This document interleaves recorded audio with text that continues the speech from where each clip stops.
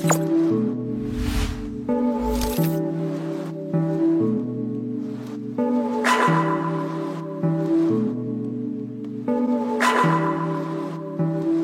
grands-parents étaient des gens très modestes. Mon grand-père était menuisier. Mon grand-père était menuisier dans l'aviation en 1911, 12, 13, 14. Puisque quand t'es mécanicien d'aviation en 14, les avions ils sont en bois. Donc t'es menuisier. Et il volait. Et il y a eu un jour, un inspecteur est venu. Ils étaient deux sur l'avion.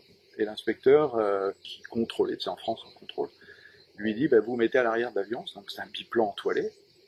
Il décolle, l'avion il est trop lourd, la queue tape le hangar, il se casse la figure. Le pilote et l'inspecteur sont tués, et mon grand-père est sauvé. Il est éjecté, il est sauvé. Et voilà, donc menuisier. Du coup, il est parti à la SNCF, qui n'existait pas, mais qui était les chemins de fer du sud de la France. Et il a réparé les wagons toute sa vie. Et moi, j'ai fait de la menuiserie chez lui depuis l'âge de 4 ans. Quoi. Donc il y avait déjà une fibre un peu ouais. manuelle. Hein. Ouais. Il avait un tonneau dans lequel il y avait des bouts de bois, et c'était mon royaume. Quelques années après, je suis repassé le tonneau, il était vraiment petit. Il me paraissait énorme. Et tout ça, toute la famille était sur Marseille. Alors, Nîmes. Là, on est à Nîmes. Et puis, mes grands-parents maternels, ça, c'était du côté de mon père. Mon grand-père maternel, il est italien, Arnaldi. Il venait de Gênes. Et pareil, tourneur à 14 ans, mais garçon malin, il intègre l'armée dans le cadre du service militaire. Et puis le commandant de la base de Toulon, dans laquelle il est, se dit ce gars-là, il est quand même intéressant. Il le prend comme secrétaire parce qu'il savait écrire. Et il lui fait passer des études, le bac, des études d'ingénieur. Il rempile pour la guerre de 14, donc il fait 7 ans finalement de service militaire, sauf qu'il sort avec un diplôme d'ingénieur. Et lui aussi intègre la SNCF, qui était la grande entreprise finalement. Alors c'était les chemins de fer de Paris-Lyon, Marseille je crois, c'était pas encore la SNCF. Il est parti au Maroc où il a installé des lignes de chemin de fer entre Casa et Fès je crois. Donc c'est le grand-père maternel, et donc les deux étaient finalement des manuels, des ingénieurs, c'était des gens qui étaient dans le pratique. Donc tu baignes un peu dans cette ambiance ingénieur, finalement bois, métal. Oui, mon père est lui-même ingénieur dans les pétroles, donc d'origine finalement très modeste, puisque son père est quand même un ouvrier, mais comme toujours finalement il va être brillant au lycée, et puis il va intégrer l'école du pétrole après, et puis ma mère elle-même fait une licence de droit. Et donc dans la famille, il y avait quand même une notion confucienne, la réussite par le travail, pas question de faire autrement. Et donc on a été élevés, mes sœurs et moi, il faut bosser, il n'y a pas d'autre solution. Si vous voulez avancer dans la vie, si vous voulez vous élever, il n'y a pas d'autre solution. Et alors comment tu passes de Marseille à Paris ? Par le biais justement de la profession de mon père, puisque mon père est lui-même ingénieur à la Vera. Alors la Vera c'est à côté de Marignane, c'est la grande raffinerie qui est à côté de Marignane, et il est dans une société anglaise qui s'appelle la BP, la British Petroleum, et donc il est nommé à Paris, au siège social de la BP, et ça, j'allais dire son activité au sein de cette société anglaise va avoir un impact énorme sur moi, puisque quelques années après, il est nommé à Londres. Étant nommé à Londres, on est parti 3 ans à Londres, et là, même si j'étais au lycée français de Londres, qu'est-ce que j'ai fait ? J'ai appris l'anglais. Et ça a été... ma vie professionnelle, elle repose là-dessus. C'est sur cette chance que j'ai eue. Et puis mes parents, quand on est rentré de Londres, m'ont gardé, si tu veux, les fesses au chaud en matière d'anglais, donc je suis retourné en Angleterre. Et puis assez vite, j'ai compris l'intérêt, donc j'ai lu énormément en anglais, j'ai regardé des films en anglais, et ce qui fait que j'ai jamais arrêté en fait de réfléchir en anglais. Et pour aller un peu plus vite sur ma relation avec Raymond Racamille, quand je suis arrivé dans le service, en réalité, on a été se balader aux États-Unis un moment, et il a réalisé que je parlais anglais. Et ça a été le déclic qui a fait qu'il a eu envie de me garder. Décisif. Ouais, plus que mes compétences chirurgicales en réalité. Et pour en revenir alors à Paris, donc tu fais le lycée français à Londres, tu reviens à Paris et donc tu passes les premières années de médecine à Ah oui, Paris. oui, je fais toute ma médecine après. Je Toute la suis médecine. un vrai Parisien d'adoption, comme beaucoup de Parisiens finalement. Et donc un Parisien vrai, je suis à la fac de médecine à Paris, rue des Saints-Pères, à l'école de médecine, à l'Odéon après, quoi. Je suis un vrai Parisien. Et tu passes l'internat, donc De tu es Paris. nommé à Paris en 60. En 78, 18, ouais, concours 77, passé 70. À l'époque, on avait plusieurs concours d'internat possibles. On faisait soit les provinces, soit les périphéries. Alors les périphéries de Paris, les privés de Paris, Paris intramuros, donc assistance publique, c'était l'internat de référence, et puis il y avait la province. Ah oui. Et il y avait donc, on pouvait passer en général 2 ou 3 concours, donc tous les ans. Alors, on avait 3 années de suite où on pouvait repasser si nécessaire le concours, et c'était un challenge que de le passer, de l'avoir au premier concours. Et d'emblée, quand tu prépares tes conférences d'internat, c'est chirurgie. Oui, oui, à chirurgie sûre. J'ai pratiquement jamais hésité dans la notion je vais faire de la médecine ou je vais faire de la chirurgie. Ça a été tout de suite le côté pratique. Ça a été plus compliqué après de décider je fais de l'orthopédie ou du digestif, parce que mes 2 premières années d'internat, j'ai sauté d'un service à un autre. Jusqu'au jour où il y a un de mes assistants qui m'a dit maintenant non, stop, ça suffit, il faut que tu choisisses. Mais mon externat, j'avais fait pareil. J'avais sauté de la chirurgie ortho, j'avais été chez Padovani à Foch, j'avais été chez Guillemet en chirurgie cardiaque, j'avais été chez Guivarch en digestif, j'avais été chez Judet en orthopédie. Mon premier stage, ça a été chez Judet, chez Robert Judet, à Garches.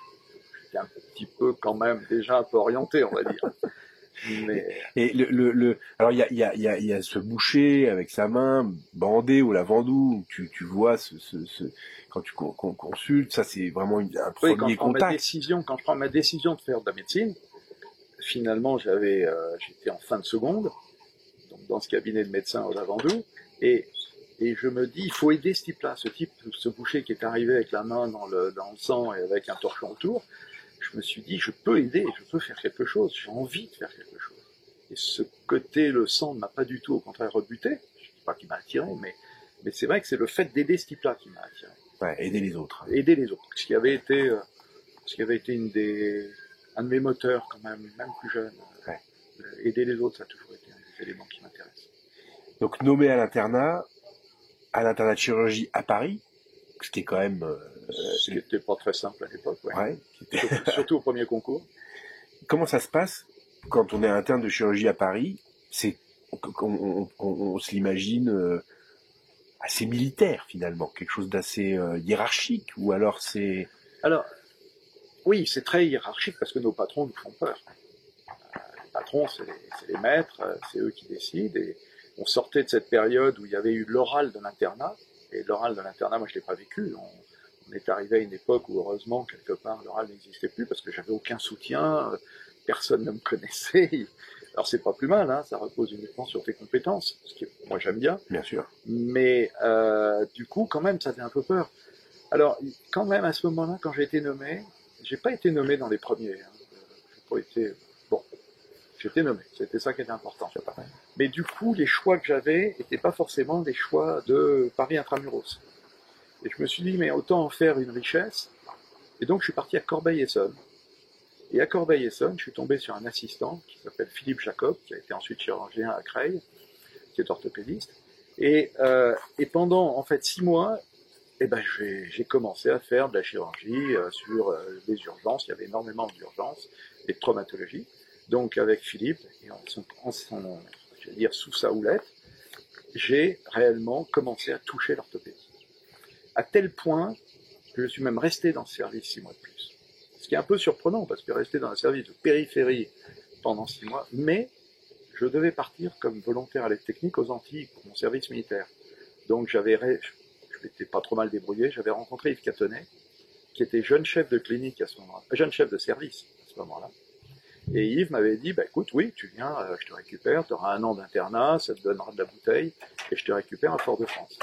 À l'époque, les techniques sont des techniques il n'y a pas encore l'ostéosynthèse comme on la connaît aujourd'hui. Oh si. Si, il y avait déjà l'ostéosynthèse. Si, Müller avait déjà édité ses règles, Kempf était déjà avec les clous. Mes premiers clous, je les ai mis à Corbeil dans des clous de tibia. Bon, c'était pas des clous dynamiques avec des vis de fixation, mais on faisait des clous. Et la technique était déjà là. Oui, parfaitement. Et la technique sous scopie, elle existait déjà. Alors non. Ah non. On était à un stade où la scopie n'était pas accessible. Elle existait, mais elle n'était pas accessible. Et on faisait des radios préopératoires.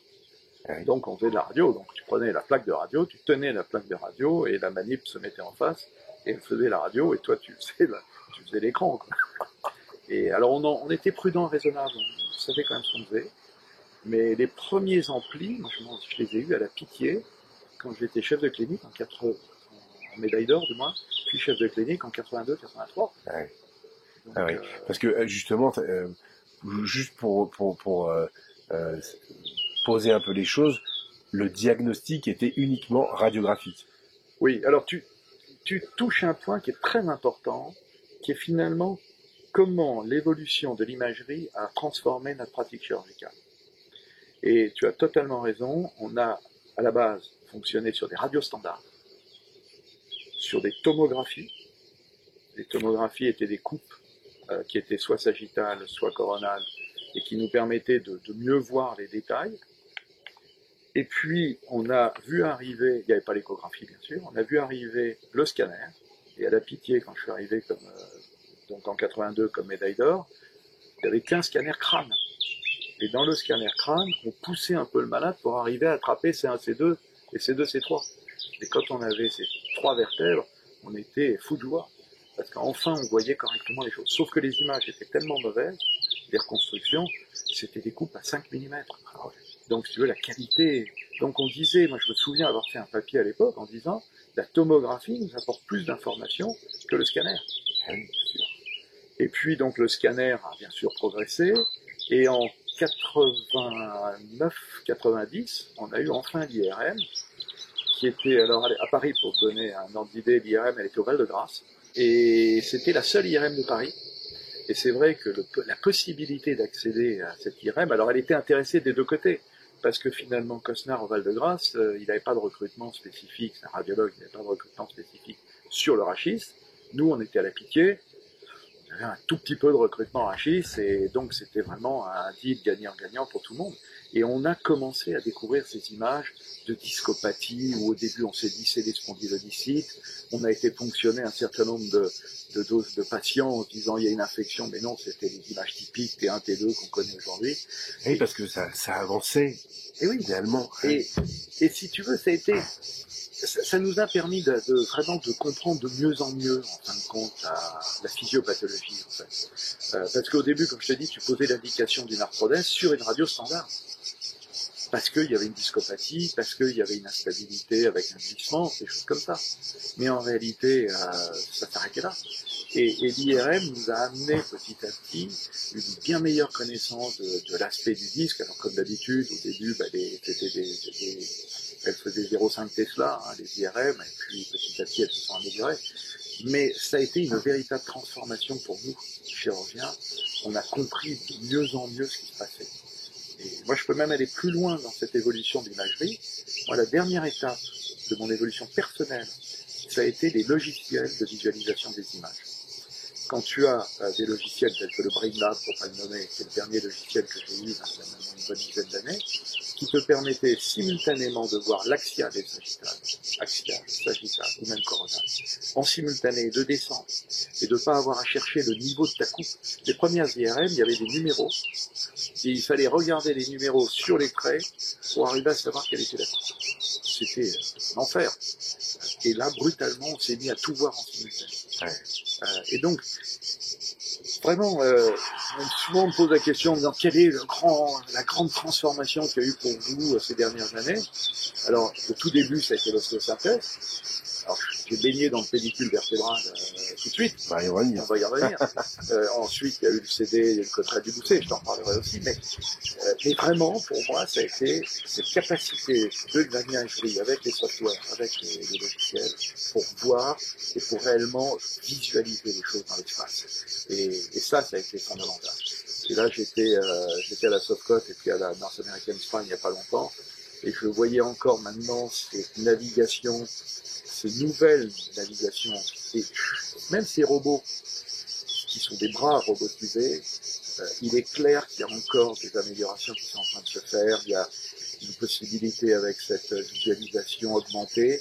J'étais chez Brainlab une fois de plus. J'étais impressionné par ce que ça donne et surtout la facilité d'usage. Parce que c'est très beau d'avoir des beaux logiciels, il faut que ce soit facile. Ergonomique, bien sûr. Ergonomique. Et on a installé en salle de staff, il y a maintenant une bonne dizaine d'années, un 85 pouces, qui était probablement l'un des plus grands écrans dans une salle de staff. J'avais financé ça avec un don, et je dois dire que ça nous a transformé la vie. Je veux dire, au staff, tout le monde voyait vraiment toutes les images. Voilà, donc l'imagerie a changé ta pratique. Ah oui, moi c'est un élément fondamental de la pratique. Ouais, et puis cette histoire de 2D en temps réel. Oui. Nous, on a baigné dedans d'emblée. Mais l'idée, c'est que vous arriviez, et il y a aussi l'approche lésionnelle, c'est-à-dire que l'imagerie change votre idée de la lésion, qu'elle soit dégénérative, tumorale ou Absolument. J'ai pas parlé du scanner, où jusqu'à présent j'ai un peu éludé finalement le scanner. Le scanner, ça reste vraiment l'os.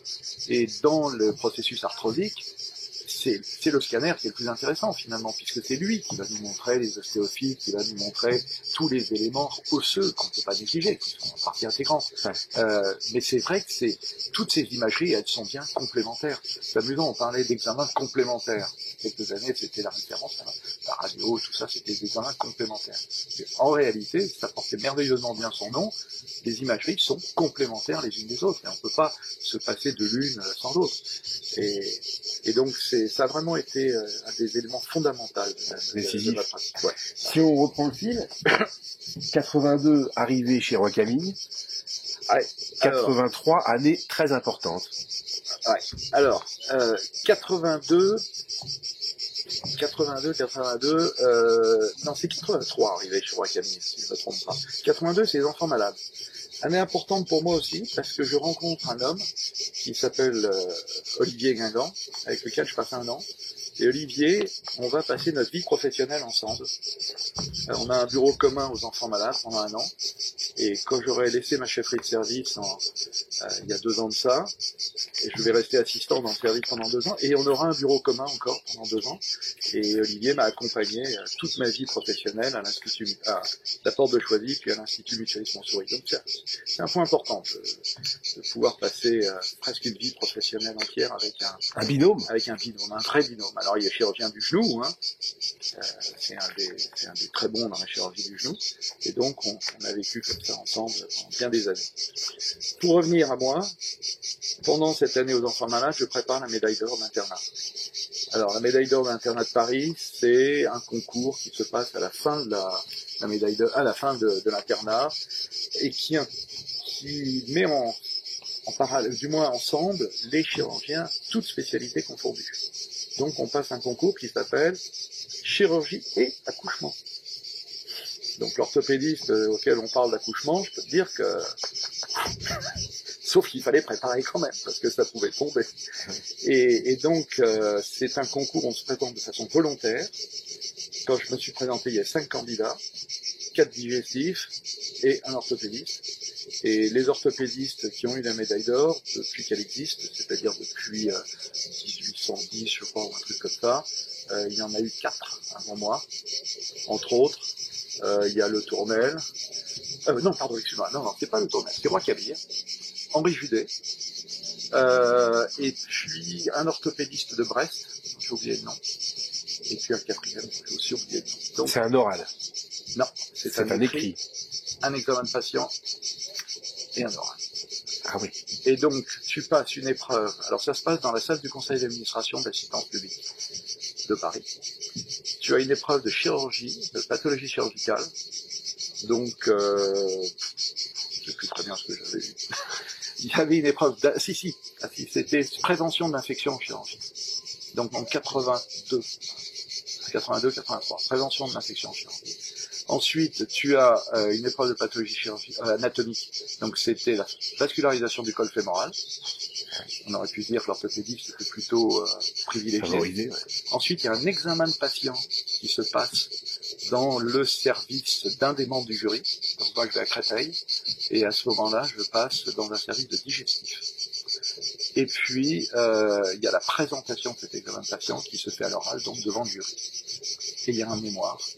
Et le mémoire, c'est mon mémoire donc qui initialement devait être un mémoire de thèse, mais qui était sur fixateur externe, développé par Lorta Jacob, par Alain Lorta Jacob. Et ce mémoire, j'avais passé 2 ans quand même. Et j'étais aux arts et métiers, à l'école des arts et métiers de Paris. Et en fait, j'étais le premier étudiant faisant cette formation mixte finalement aux arts et métiers. Et François Lavaste m'a accompagné à ce moment-là. J'ai revu François Lavaste il y a exactement 15 jours, qui est toujours aussi tonique et dynamique malgré son âge, et qui me disait, mais tu sais, tu étais mon premier étudiant. Incroyable. Qui faisait la jonction. Qui faisait la jonction. J'étais le premier médecin qui venait faire, chirurgien, qui venait à l'école des arts et métiers. On m'avait envoyé là-bas, c'est Lorta Jacob qui m'avait envoyé là-bas en me disant, va voir là-bas. Et pour préparer cette médaille d'or, il y a un coaching, il y a... Alors, déjà, il faut reprendre tout son dossier d'internat. Ah oui. Voilà, donc tu replonges, donc moi j'avais un de mes enfants sur mes genoux, et puis je replongeais, donc tu travailles toute la journée, t'es interne, t'es en 5e année quand même, 4e année du moins.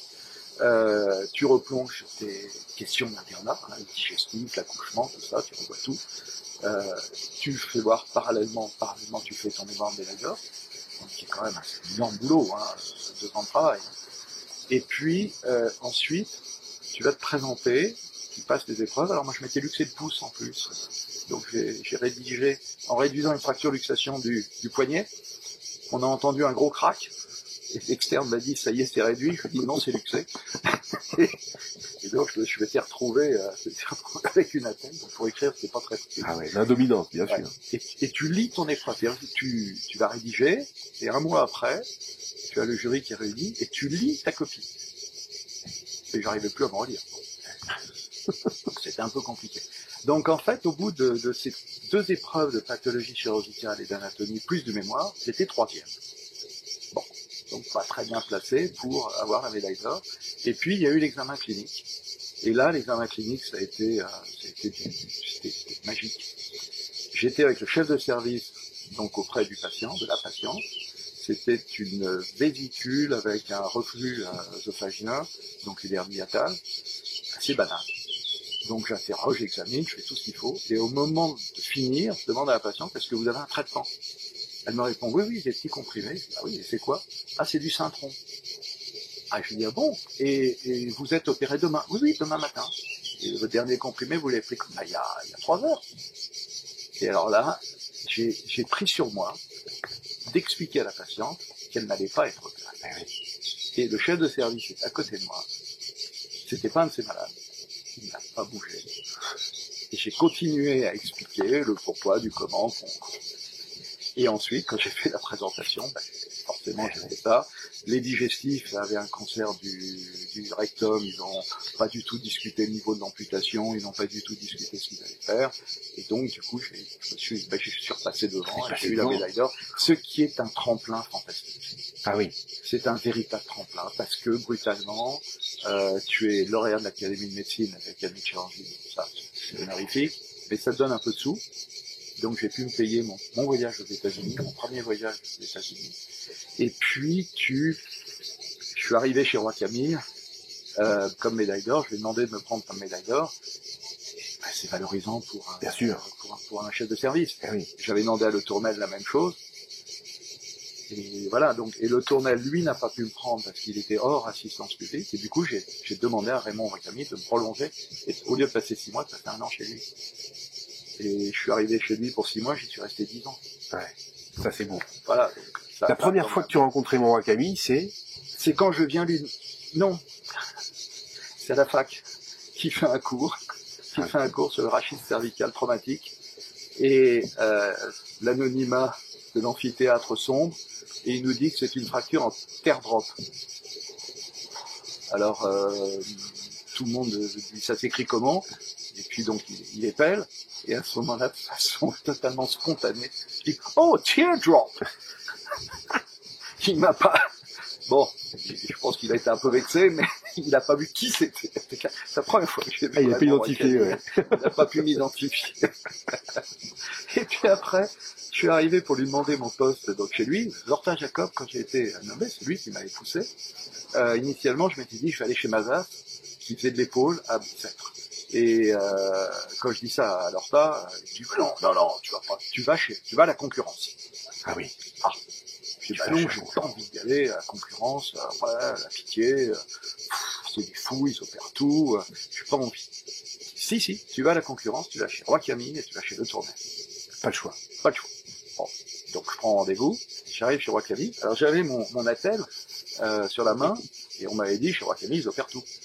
Donc je vois Raymond qui m'accueille très gentiment comme il sait faire, et puis je planque un peu ma main dans mon dos, jusqu'au moment où elle réapparaît, et Raymond me dit qu'est-ce que tu as, je dis je suis luxé d'un état carpo-pharyngien, il dit ah, il faut t'opérer.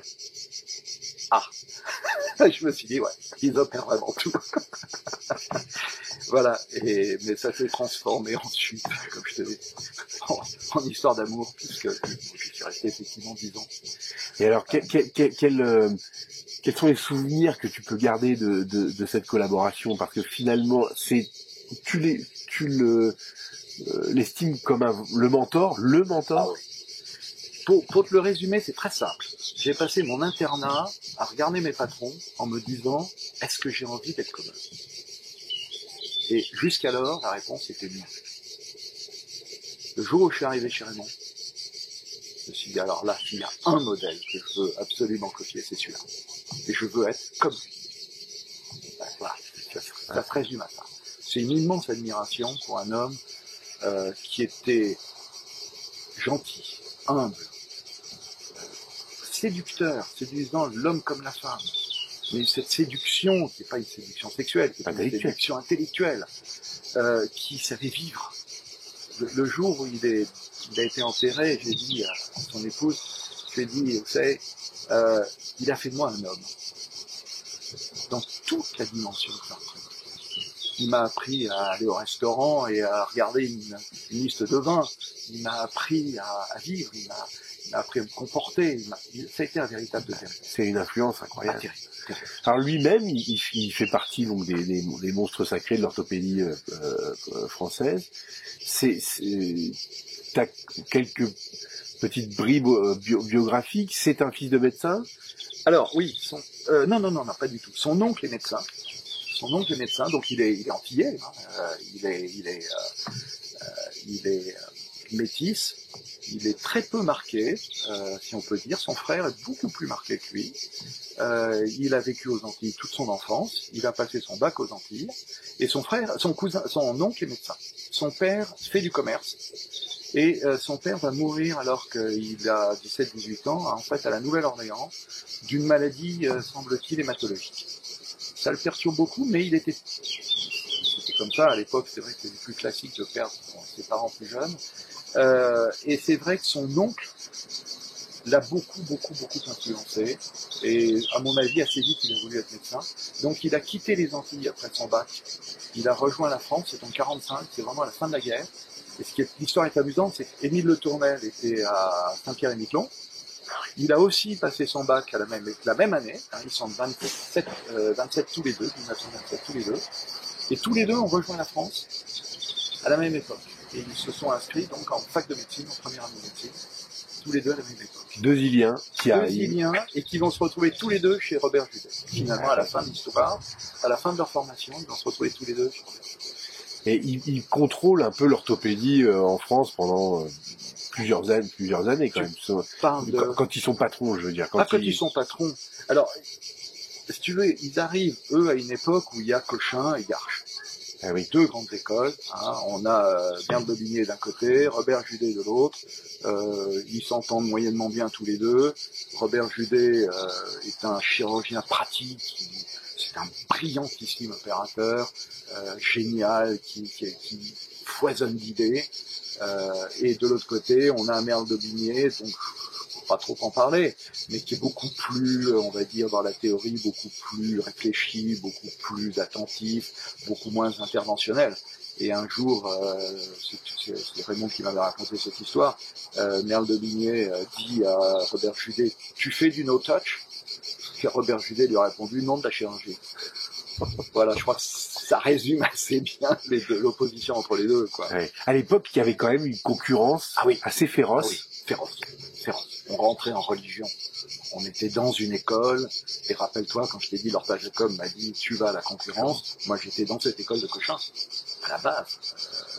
Lorpa Jacob était l'agrégé de Ramadier était l'agrégé de Merle de Bigné.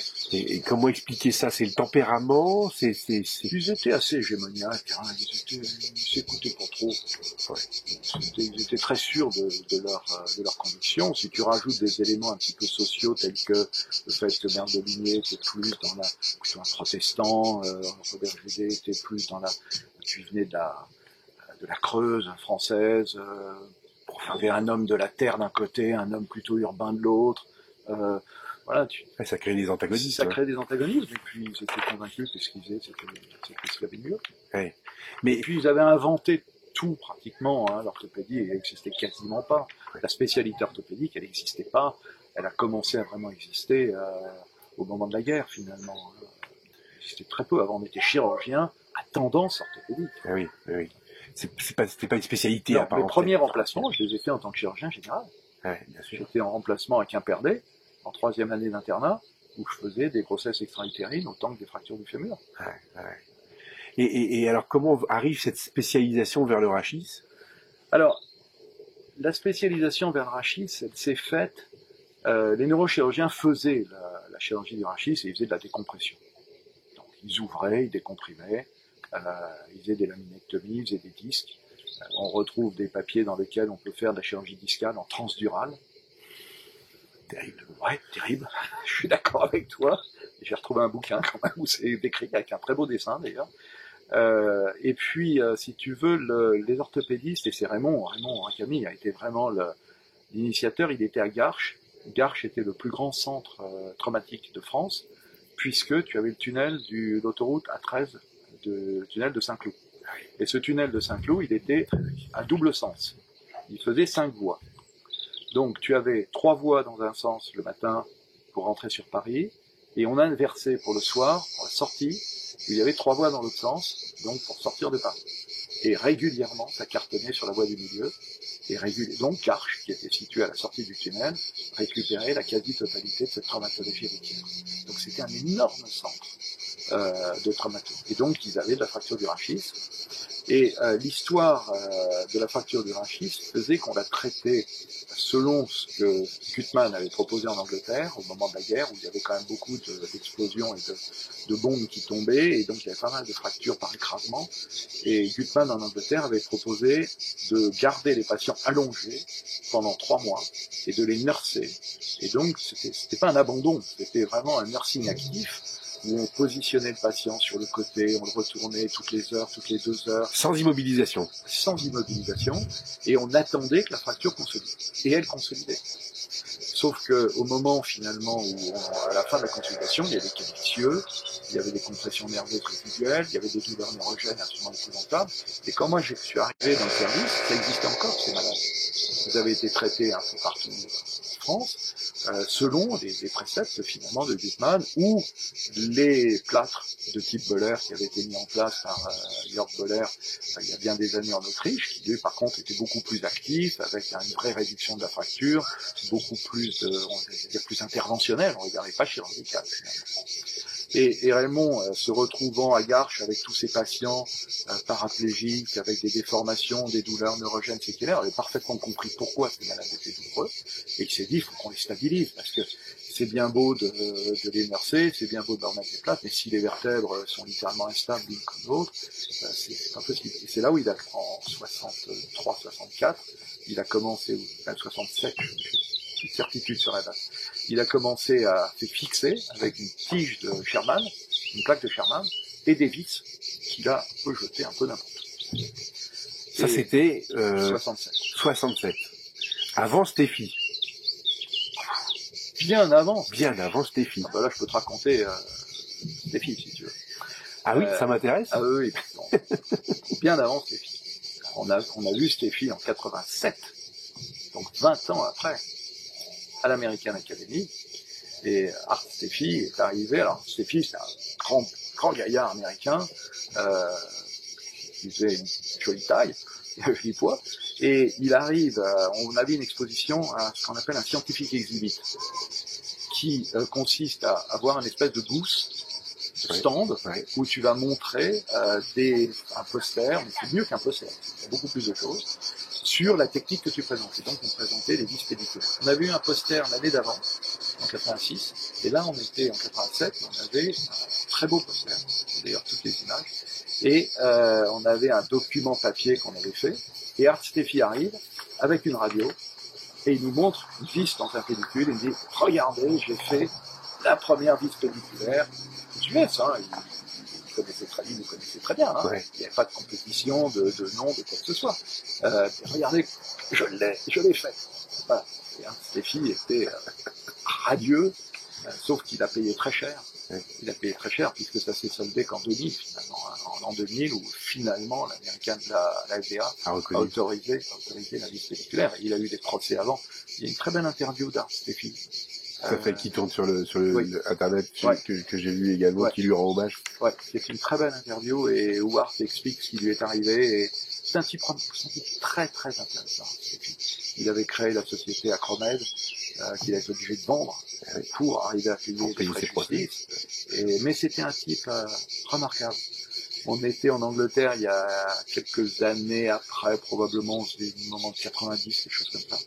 On présentait dans là où Gutmann avait travaillé, à Stock Mandeville, on présentait les fixations des fractures. Et il y a eu un moment où Art Steffi a fait sa présentation, j'ai fait la mienne. Et puis il y a un des Anglais qui nous a dit « Oh, c'est formidable, la vis pédiculaire a traversé l'Atlantique pour venir en Angleterre. » Je l'ai interrompu et je lui ai dit « C'est dommage qu'elle n'ait pas traversé la Manche 20 ans plus tôt, ça aurait été plus simple. » Voilà, tu vois. Et donc 67, il aimait n'importe comment, c'est-à-dire qu'il aimait pas encore dans les pédicules. Alors, il en met deux dans un pédicule, et il se dit, ça tient incroyablement bien. Donc il y a quand même un côté un peu empirique, Camille. Oui, alors, Robert Judet, ça c'est Raymond qui m'a dit. Robert Judet lui avait dit, Raymond, écoute, regarde quand même le pédicule, il y a quand même quelque chose à faire là-dessus. Et c'est une fois qu'il l'a eu fait, il s'est dit, mais c'est génial, ça tient remarquablement. Et très vite, il avait compris que c'était bon. Et alors très vite, il a essayé de comprendre où était le pédicule, de trouver des repères, etc. Et là, c'est là où Saillant, qui était jeune assistant à Garches, qu'il a emmené à Poissy après, a fait ce travail anatomique sur le pédicule vertébral, et ils ont un peu quand même codifié les éléments qui ont permis, que tout le monde connaît aujourd'hui, qui permettent d'accéder en pédicule. C'était sur le papier d'ailleurs. Oui. Avec toute cette... Moi, je trouve que c'est un des papiers que vraiment princeps que chaque interne de chirurgie devrait regarder parce qu'il est tout à fait d'actualité.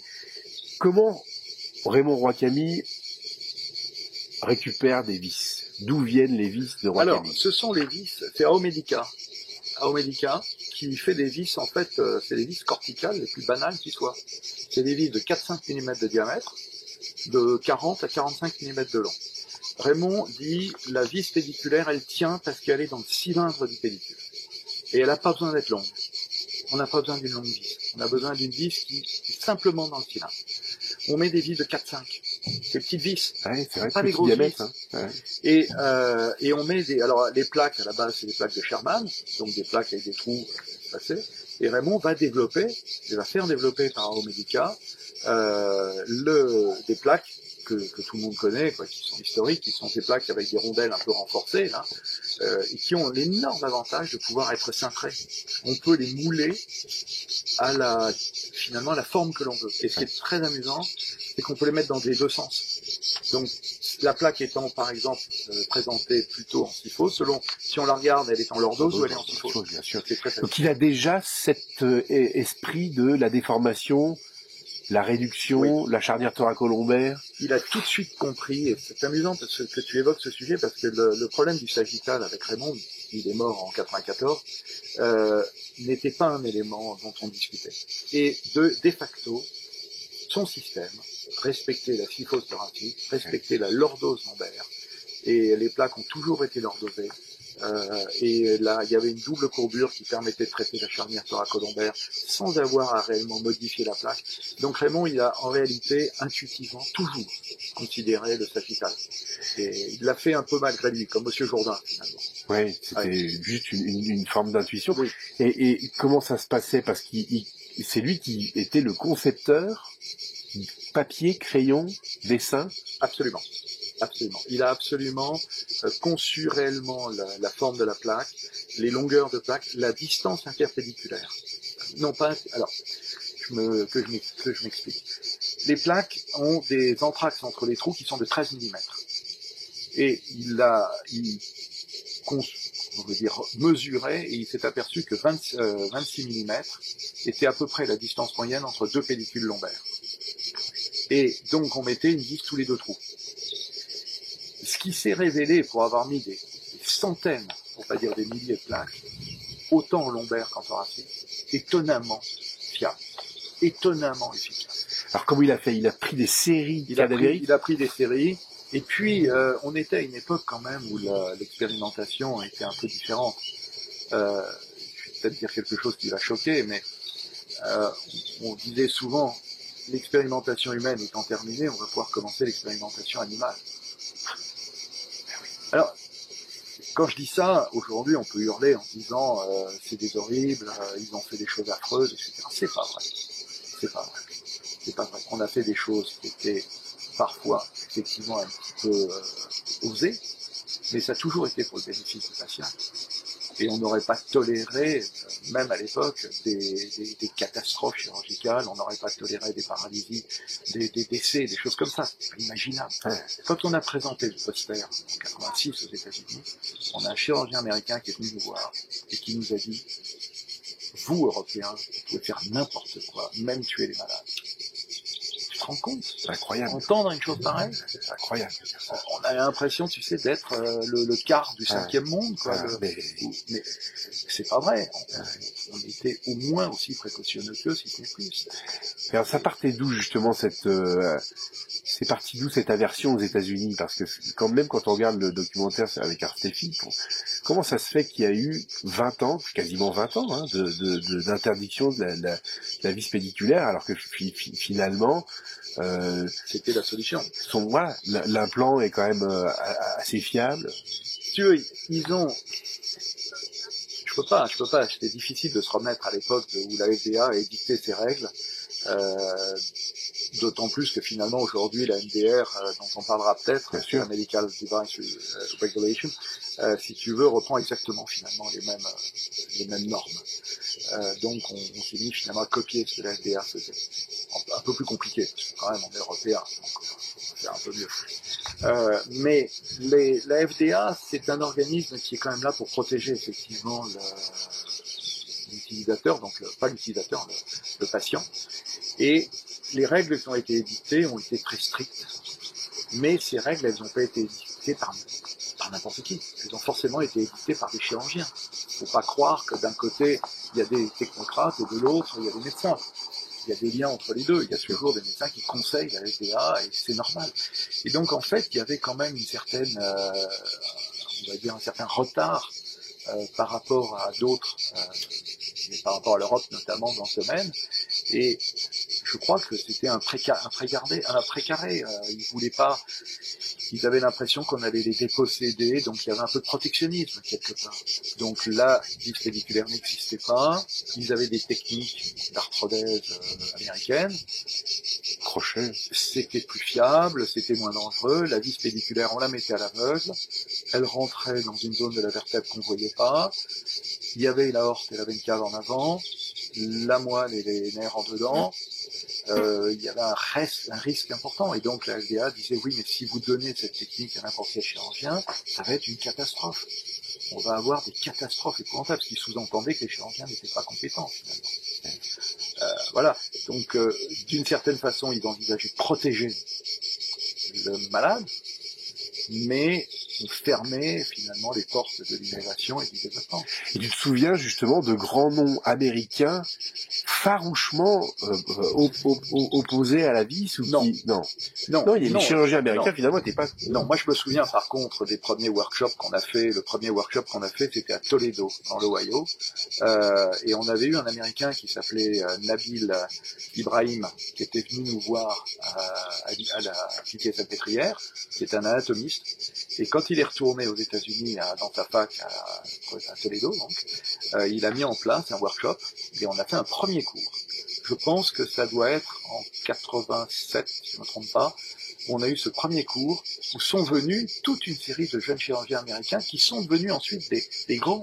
On a eu John Heller, on a eu Patrick O'Brien, John Heller étant du côté de San Diego, on a eu Patrick O'Brien qui était de la Special Surgery, on a eu Stephen Garfin qui est aussi sur l'Ouest américain, et ces gars-là, ils étaient tout jeunes. Je me souviens très bien, on leur a appris à mettre les vis pédiculaires, et ils étaient d'un enthousiasme. Ils étaient convaincus. Ils étaient convaincus. Ils ont été coincés après. Ouais. Parce que finalement, la FDA influencée par certains chirurgiens totalement opposés au vissage pédiculaire. Et puis la crainte, le refus de prendre des risques. Ouais. Mais ça a créé une scission même au sein de la SRS. Ah oui, non, il y a eu, si tu veux, du moment où ils avaient le droit de mettre des vis pédiculaires quand ils faisaient ce qu'on appelle une custom procedure, c'est-à-dire une procédure spécifique dédiée aux patients. Ouais. En faisant ça, ils avaient le droit. La vis, ils disaient, c'est une vis à os. C'est pas une vis pédiculaire, c'est une vis à os. Et donc, ils avaient l'autorisation de le faire. Dans ces conditions. Mais ça imposait bien sûr que le patient soit prévenu, etc. Mais c'était des règles qui étaient quand même très strictes, ouais, terriblement limitantes. Et donc là, avant, on ne pouvait pas diffuser cette technique. N'empêche que Art Steffi et puis des tas d'autres, hein. On a eu, comment il s'appelle, Harry Schoffelberger, qui s'est mis à faire des visées pédiculaires sur les scolioses. Voilà, ces gens-là ont quand même été ceux qui ont poussé. On a eu des garçons comme Jean-Pierre Farcy un peu plus tard. Mais bon, ça, c'est ce qui a permis de décoincer un petit peu la situation, c'est ce qui a permis l'ouverture par la FDA, c'est l'autorisation par la FDA en l'an 2000. Qui s'est faite sous l'influence quand même des chirurgiens. Il y a eu une pression quand même. Ouais. Il y a eu un moment où ils ont réalisé que d'abord le monde entier faisait la technique. Ouais. C'était quand même ça. Ouais. Il y a une chose dont on n'a quasiment pas parlé, qui sont les vis facétaires. Les vis facétaires, elles ont été mises au point non pas par Raymond Wakabi, mais par Robert Villers. Et les Américains faisaient des montages avec des trous dans les facettes où ils passaient des fils de fer. Ah oui. Qu'ils attachaient ensuite sur des greffes osseuses. Et Paul Cooper, qui est un neurochirurgien de New York, avait été voir Raymond Wakabi à Paris, et Paul était revenu à New York avec des plaques et des vis dans la poche. Et il avait implanté quelques-unes de ces plaques comme ça. Il n'y avait jamais eu de vraie discussion avec la FDA parce que c'était des vis facétaires. Voilà, ouais. Et il y a finalement eu très peu de problèmes sur le passage de cette technique, qui s'est fait beaucoup plus doucement, qui là encore aujourd'hui est complètement transformé la chirurgie de la colonne vertébrale.